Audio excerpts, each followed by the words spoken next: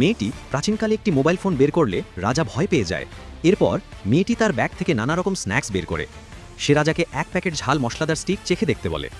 রাজা নিজে না খেয়ে একজন সৈন্যকে প্রথমে এটি চেখে দেখতে বলে। সৈন্যটি একটু ইতস্তত করে মুখে দেওয়ার পর তার চোখে বিস্ময় ফুটে ওঠে। এটি দেখে রাজা নিজেও দ্রুত এক কামড় নেয়।